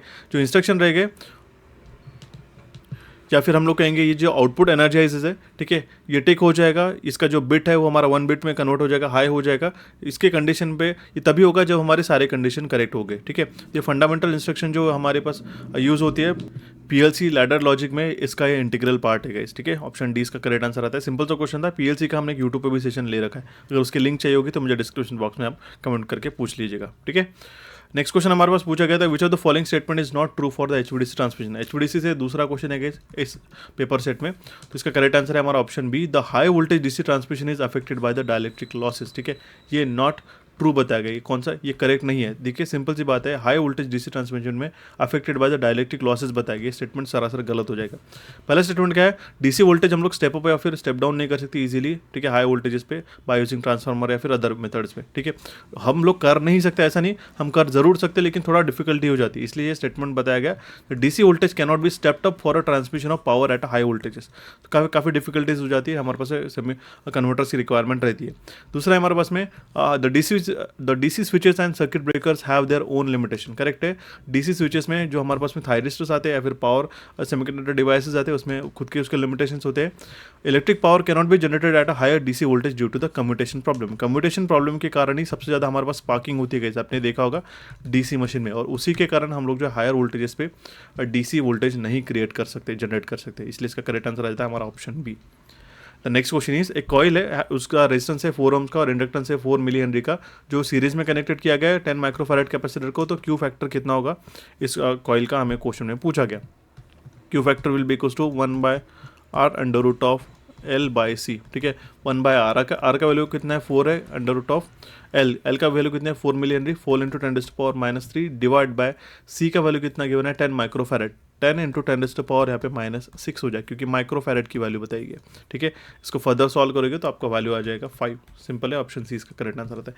एक फार्मूला और आपका एक क्वेश्चन करेक्ट, इसलिए फार्मूलाज बेस्ड काफ़ी सारे क्वेश्चन आपको पूछे जाते हैं। ठीक है, क्वालिटी फैक्टर डिफरेंट हमारे सर्किट्स के लिए आपको पता होना जरूरी है, काफ़ी एग्जामिनेशन में वहाँ पे पूछे जाते हैं। ठीक है, let's move on to the next question guys. The question is, which of the following is an active network. ठीक है, एक्टिव नेटवर्क की बात करें तो वो उसमें आता है ट्रांजिस्टर। ठीक है, एक लाइन में मुझे कमेंट बॉक्स में कमेंट करके बताइएगा कि एक्टिव और पैसिव नेटवर्क में क्या फ़र्क होता है करके। ठीक है, फिलहाल इस क्वेश्चन का करेक्ट आंसर है हमारा ऑप्शन सी। इसके लिए मैंने एक एक्टिव और पैसिव डिवाइसेस का भी हमने एक छोटा सा इंस्टाग्राम पे पेज बनाया था, वो भी आपको बता देता हूँ, दिखेगा यहाँ पे इसको देख सकते हो, जो एक्टिव एंड पैसिव कंपोनेंट्स होते हैं। ठीक है, इसकी लिस्ट मैंने आपको यहाँ पे दे रखी है। इसी तरीके से इंस्टाग्राम पे हम लोग मल्टीपल जो यूजफुल पोस्ट रहते हैं एज वेल एज आपके जो नॉलेज में एडिशन करते हैं आपके इलेक्ट्रिकल इंजीनियरिंग से जुड़े हुए कॉन्सेप्ट को लेके, वो हम लोग पोस्ट करते रहते हैं, तो जरूर फॉलो कीजिएगा गाइस। ठीक है, ऑप्शन सी इसका करेक्ट आंसर आता है। The next question is, which of the following can not be used as a fuel in a nuclear power plant. ठीक है, न्यूक्लियर पावर प्लांट में हम लोग जो है PI-236 इस फ्यूल का इस्तेमाल नहीं करते। ठीक है, हालांकि U-238, ठीक है, U-235, TH-232 ये हम लोग यूज़ करते हैं, थोरियम 232, यूरेनियम 233 भी यूज़ करते हैं, यूरेनियम 235 भी यूज़ होता है, 238 भी यूज़ होता है। ठीक है, तो ये इसका PI जो है हमारा 236 हम लोग यूज़ नहीं करते, ऑप्शन सी इसका करेक्ट आंसर आता है। Let's move on to the next question. The question is, एक अल्टरनेटिंग करंट है जो सर्किट के थ्रू पास हो रहा है, जिसका वैल्यू गिवन है इंस्टेंटेनियस वैल्यू ऑफ करंट का, वो है I is equal to 141.4 sine 304.2 t, calculate the RMS value of the current. Simple है, कंपेयर करना है I is equal to IM sine of omega t इस इक्वेशन के साथ में। तो जो IM की वैल्यू होती है, ये होती है हमारे पास maximum value of current. Okay, तो IM क्या होता है, IM is equal to √2 into IRMS। Okay, simple है। तो अगर हमें IRMS का वैल्यू निकालना होगा तो IRMS विल बी व्हाट। ठीक है, IM का वैल्यू कितना है 141.4 डिवाइड बाय √2। √2 का भी वैल्यू सिमिलर से ही होता है 1.41, तो हम लोग इसको डिवाइड करेंगे तो हमारा वैल्यू जाता है 100 एम्पियर्स। ठीक है, ऑप्शन बी इसका करेक्ट आंसर आता है गाइस। काफ़ी सिंपल सा और फंडामेंटल क्वेश्चन पूछा गया था। The next question is, a coil having a resistance of 2 ohms and inductance of 4 milli henry is connected in a series with 10 microfarad capacitor. ये क्वेश्चन आगे से रिपीट हो चुका, हमने ऑलरेडी इसको कवर करा दिया। ठीक है, देखिए रिपीट नहीं हुआ, इसके सिर्फ वैल्यूज चेंज हुई थी गाइस। यहाँ पे वैल्यूज के प्रीवियसली थे, मुझे याद आ रहा है 4 ohm का था और इंडक्टेंस था 4 मिली हेनरी ही। ठीक है, और 10 माइक्रोफैराड का ही कैपेसिटर था। तो यहाँ पे क्यू फैक्टर का वैल्यू हमें पूछा गया था। ठीक है, तो सिंपल से क्या आता है, वो वही आपका फॉर्मूला रहेगा, Q इज इक्वल टू, ठीक है, 1/r under root of L by C. इसमें वैल्यू सब्स्टिट्यूट करेंगे तो वैल्यू इसका 10 आ जाएगा। सिंपल सा क्वेश्चन था गाइस। ठीक है, सेम टाइप ऑफ क्वेश्चन था, लेकिन यहाँ पे उन्होंने 2 वैल्यू चेंज करके पूछी गई थी। ऐसी चीज़ें होती है, इसलिए अगर आपको कभी कभार गलती से मान लो ये से सिमिलर टाइप ऑफ क्वेश्चन पे कॉन्सेप्ट पे अगर 2 क्वेश्चन बनते भी तो आपका ही फायदा उसमें, प्रोवाइडेड आपको कॉन्सेप्ट आना चाहिए, ठीक है। इनमें से कौन सा एक पीक लोड पावर प्लांट है गाइस, तो वो है हमारा गैस प्लांट। ऑप्शन डी इसका करेक्ट आंसर आता है। पीक लोड और बेस लोड पावर प्लांट में बहुत डिफरेंस, एक सिंपल सा डिफरेंस होता है गाइस, वो आपको पता होना चाहिए, ठीक है। पीक लोड जो है, ठीक है, ये जनरली होता है हमारे पास में लो रहता है मॉर्निंग में और हाई रहता है हमारे अर्ली इवनिंग में, ठीक है। बेस लोड प्लांट में ऐसा होता है कि जब हम लोग ग्राफ देखेंगे, लोड कर्व देखेंगे, तो जो हमारा कंटिन्यूस रनिंग लोड रहता है वो हमारे बेस लोड प्लांट के थ्रू रन होता है, ठीक है। जिसमें अंदर आता है हमारा न्यूक्लियर, हाइड्रो, कोल प्लांट हो गया, ठीक है, या फिर स्टोरेज टाइप ऑफ प्लांट हो गया, बायोगैस हो गया, ठीक है, सोलर थर्मल विद स्टोरेज की बात होगी, ठीक है। अगर पीक लोड की बात करते हैं तो सोलर पावर प्लांट होता है, विंड हो गया, गैस डीजल जनरेटर हो गया, फिर गैस प्लांट, ये सारे के सारे पीक लोड पावर प्लांट के अंदर कवर अप होते हैं। So let's continue to the next question. Question is which of the following is a transducer. Again measurement से जुड़ा हुआ एक one of the integral topic, ये ट्रांसड्यूसर का भी टॉपिक मैंने इसके अंदर कोर्स के अंदर इंक्लूड करा दिया गया, ठीक है। ट्रांसड्यूसर इनमें से कौन सा है कि जो कन्वर्ट करता है speed of rotation directly into the electric signal, तो वो है हमारा टैकोमीटर, ठीक है। ऑप्शन बी इसका करेक्ट आंसर आता है। ये जनरली टैकोमीटर आरपीएम मेजरमेंट के लिए यूज करते हैं हम लोग, या फिर आरपीएस में भी वैल्यू हम लोग मेजर कर सकते हैं, रिवॉल्यूशन पर सेकंड, रिवॉल्यूशन पर मिनट में भी मेजर कर सकते हैं। ये क्या करता है, रोटेशन की जो स्पीड होती है उसको इलेक्ट्रिकल सिग्नल में कन्वर्ट करता है। ऑप्शन बी इसका करेक्ट आंसर आ जाता है guys. The second last question is if one glass sheet is used to sandwich the thin layer of liquid crystal is deposited with a transparent electrode and other with a reflective coating on their inside faces in a liquid crystal cell, then it is known as a reflective type of cell। दोनों के LCD mode जो रहते हैं बनले, reflective type, ट्रांसमिटिव type और trans reflective type cell की definitions अगर आपको पता होती है तो इस क्वेश्चन का आप आसानी से मार्क कर सकते हो, ठीक है। मुझे याद दिलाना आप में से कोई भी एक स्टूडेंट, मैं आपको तीनों के डेफिनेशन और उसमें बेसिक डिफरेंस क्या होता है, जो हमारा थर्ड शिफ्ट रहेगा ना उसके अंदर ये कॉन्सेप्ट आपको ऐड ऑन करा देते, तो जरूर मुझे कमेंट बॉक्स में या फिर इस नंबर पे व्हाट्सअप करके पूछ लीजिएगा। वो काफ़ी इंपॉर्टेंट कॉन्सेप्ट आता है। अगर मान लो गलती से ये क्वेश्चन रिपीट भी होता है इस साल 2026 में, तो भी आपको ये चीज़ें आनी चाहिए, ठीक है। Let's continue to the next question. Again ये क्वेश्चन पूछा गया था, इसका सिंपल सा स्ट्रक्चर था गाइस, ठीक है। इसका वैल्यू जो है मेकिंग कैपेसिटी और सिमेट्रिकल ब्रेकिंग कैपेसिटी में बहुत सारे बच्चे 2.55 टाइम्स, ठीक है, that means making capacity is equals to, वो लिखते हैं 2.55 times of the symmetrical breaking capacity, लेकिन यहाँ पे 1.8 इंटू रूट 2 बताया गया। लेकिन अगर आप इसको सॉल्व करेंगे 1.8 इंटू रूट 2 को, तो भी इसका वैल्यू 2.55 ही आना है। तो समझिएगा, कंफ्यूज कराने के लिए ऐसे ऑप्शन देते हैं बहुत बार। अगर बच्चे इसको फर्दर सॉल्व नहीं भी करते या फिर अगर आपकी स्टैंडर्ड वैल्यूज नहीं पता होती है, तो अब देखिए यहाँ पे आपने इतना तो देख लिया कि 2.55 इसका वैल्यू होता है करके, ठीक है। बहुत बार रटाई वैल्यूज रन करके जाते हैं, लेकिन वो क्या करते हैं, आपको इस तरीके से वैल्यूज दे देते हैं कि जिसमें से आप जो है कैलकुलेशन में आपका समय व्यतीत करो। तो ये बात आपको समझनी रहती है, क्वेश्चन का पूछने का तरीका अलग होता है, हालांकि बेस कॉन्सेप्ट आपके सेम ही रहता है। क्लियर हो चुका? ऑप्शन 20 का करेक्ट आंसर आ जाता है। यहाँ से हमने जो सेकंड शिफ्ट गई, ठीक है, हमारे WSC TCL के अंदर जो एग्जामिनेशन में क्वेश्चन पूछे गए थे वो हमने कवर अप कर दिया। नेक्स्ट थर्ड शिफ्ट में भी हमने जो क्वेश्चन पूछे गए थे उसको भी हम लोग डिटेल में डिस्कस करेंगे। उसमें आपको एडिशनली और क्या चाहिए मुझे बताइएगा, वो भी मैं आपको ऐड ऑन करा दूंगा। सेशन कैसा लगा जरूर मुझे कमेंट बॉक्स के माध्यम से कमेंट करके बताइएगा गाइस। अगर आपने सीरियस हो WSC TCL के एग्जामिनेशन को क्लियर करने के लिए JEE के लिए, तो इंग्लिश भी प्रिपेयर करना जरूरी है, क्वान्टिटेटिव भी प्रिपेयर करना जरूरी है और कंप्यूटर भी प्रिपेयर करना जरूरी है, क्योंकि 25 क्वेश्चन इसमें से आपको पूरे पूछे जाते हैं नॉन टेक्निकल के, which is as good as half of your technical, ठीक है। तो ये भी टॉपिक प्रिपेयर करो, क्योंकि स्कोरिंग टॉपिक से गाइस एटलीस्ट क्वांटिटेटिव एप्टीट्यूड और प्रोफिशिएंसी में 100 on that mean out of questions ले सकते हो गाइस, ठीक है। इंग्लिश में भी हालांकि एक दो गलत हो सकते हैं आपके, बट वहाँ से भी आप मैक्सिमम स्कोर कर सकते हो। इसलिए इसको कैपिट्यूड्स के एप्लीकेशन को डाउनलोड करके ये कोर्स को एनरोल कीजिएगा। अगर आपको फ्री में प्रैक्टिस करनी है तो भी आप कैपिट्यूड्स के एप्लीकेशन को डाउनलोड करके इन सारे सेक्शंस की प्रैक्टिस करवा सकते हो गाइस, ठीक है।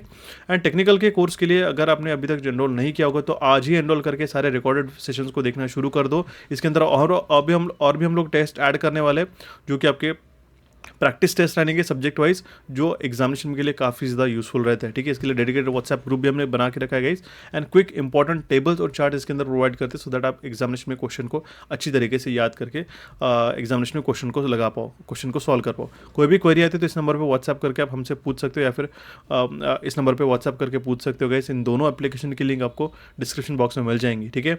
एंड अगर आपको नॉन टेक्निकल के फ्री में प्रैक्टिस करना है तो डेली पोस्ट हम लोग रीजनिंग और क्वान्टिटेटिव एप्टीट्यूड के हमारे कैपिटल कैंडिडेट्स के टेलीग्राम चैनल पे प्रोवाइड करते रहते हैं और इलेक्ट्रिकल इंजीनियरिंग एमसीक्यूज के टेलीग्राम चैनल पे हम लोग डेली क्विजेस भी प्रोवाइड करते हैं, तो वो जरूर अटेम्प्ट कीजिएगा, जो आपकी एग्जामिनेशन के लिए काफ़ी ज़्यादा यूजफुल रहेंगे। हमारे चैनल कैपिट्यूड्स और इलेक्ट्रिकल इंजीनियरिंग एमसीक्यूज को यहाँ पे आप क्लिक करके सब्सक्राइब कर सकते हो गाइस। टेलीग्राम चैनल को कनेक्टेड रहेगा so that important and timely update मिलते रहे। प्रीवियस ईयर का आपको जो सेशन देखना होगा अगर आपको फर्स्ट शिफ्ट का, तो यहाँ पे आप क्लिक करके देख लीजिएगा। यहाँ पे हमने स्ट्रैटेजी बताई है, इसको आप इसको अच्छी तरीके से देख के आपकी एग्जामिनेशन की तैयारी शुरू करने से पहले क्या लूप होल्स होते हैं ये आप अच्छी तरीके से जान सकते हो। सो गाइस मिलते हैं भी हमारे नेक्स्ट सेशन में। Thank you for watching this session and have a nice day.